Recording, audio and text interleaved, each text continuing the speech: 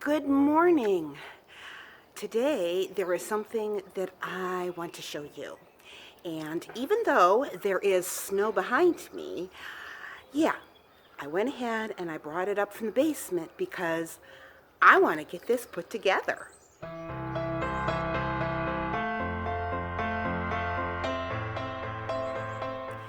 And that happens to be my GreenStalk garden, if you can see that there. Yeah, last year, at the end of the year, they had an unbelievable deal.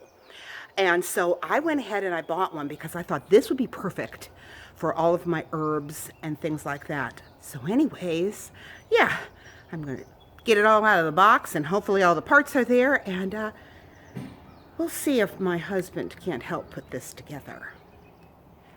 Okay, so this is everything that was in the box. All I did so far was put the wheels on that little thing that so you can move it around. But let me show you how this goes together. These things here are for the water, so that as the water goes through each tier, the water goes in here and then it's distributed through these little holes so that it's just not pouring in. So they fit on top of each one of these except the very top one, which this goes on because this is where you fill it up with water. So yeah, let me get this put together and we'll see what this is going to look like. Well, to be perfectly honest, I couldn't even film this. It just didn't seem to want to clip together, and I think it was because the weight of dirt. The instructions say to fill each section there with dirt and then clip them together. And well, I'm not there yet. I think it's going to work really well. So anyways, yeah, we'll see, right? You can stay tuned and see how it does this coming, as I start to my planting season, which, as you can see with the snow, it's going to be a little while. And we'll see how this really works.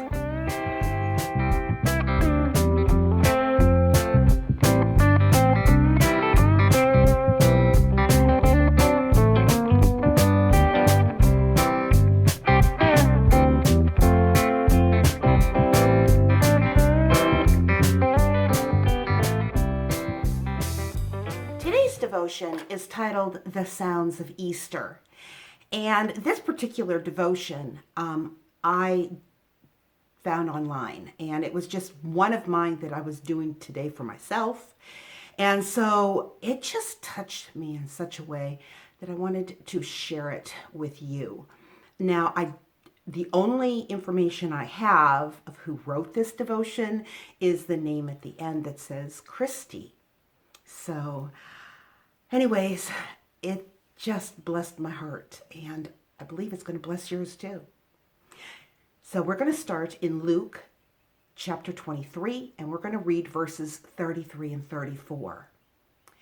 And when they came to the place that is called the Skull, there they crucified him and the criminals, one at his right hand and one at his left. And Jesus said, Father, forgive them, for they know not what they do. And they cast lots to divide his garments. She starts out by asking a question. How did I just make the same mistake? Do you ever hear that same old song? Listening to those tired words leads me back to Scripture's song of sin and grace. I find music that never tires. I listen again to the sounds of Easter. Low notes like Jesus' death, and the high notes like his resurrection, all within the melody of grace. Do you ever hear alluring thoughts that coerce you with false freedom, then shame you with every misstep? Do you hear whispered undertones of, you won't be enough, you'll never get out of this, or you're on your own? Next to the sounds of Easter, these enemy sounds are exposed as empty racket. I hear angrily coerced accusations, a whip on innocent skin, a hammer driving nails through open hands. And I hear, Father, forgive them. I hear one last breath, and within a beat, I hear sky and earth thunder with rock-splitting power. As the right note and pitch cracks the tallest glass ceiling, these sounds tear through religion's curtain between God and man, from top to bottom. Then, silence. Matthew chapter 27, verses 45 to 51 says, "Now from the 6th hour there was darkness over all the land until the 9th hour. And about the 9th hour, Jesus cried out with a loud voice, saying, Eli, Eli, lama sabachthani.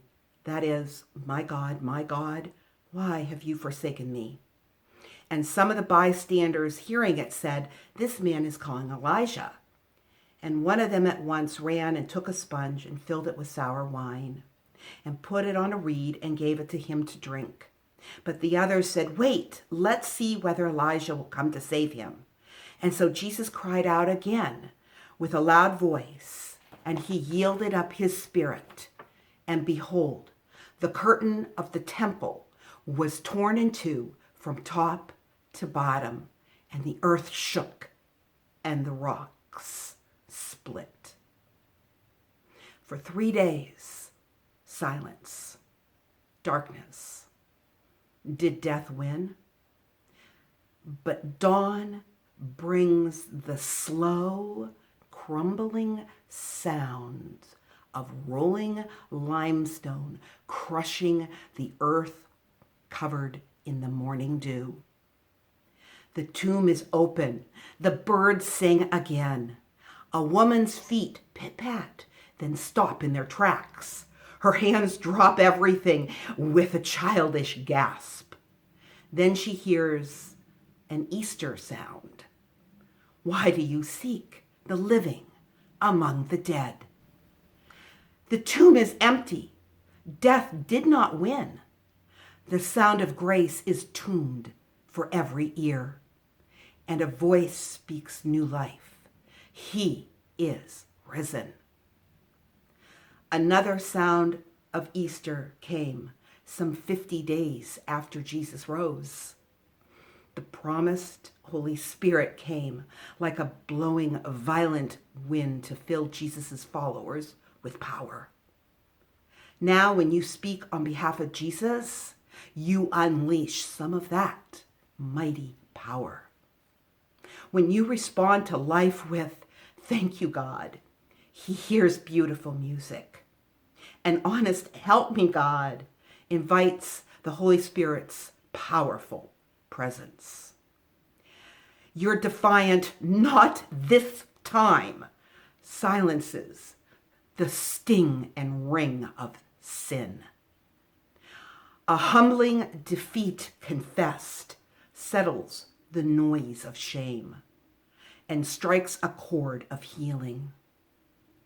You bravely find words to tell others of his love, and the Holy Spirit opens ears. Romans chapter 10, verse 9 says, because if you confess with your mouth that Jesus is Lord and believe in your heart that God raised him from the dead, you will be saved. How sweet are the sounds of Easter. So let's thank God for his grace. Ask God to please silence the enemy's sounds, and ask the Holy Spirit to give us courage to live out loud for him. Help us to hear and to live out the sounds of Easter today and every day.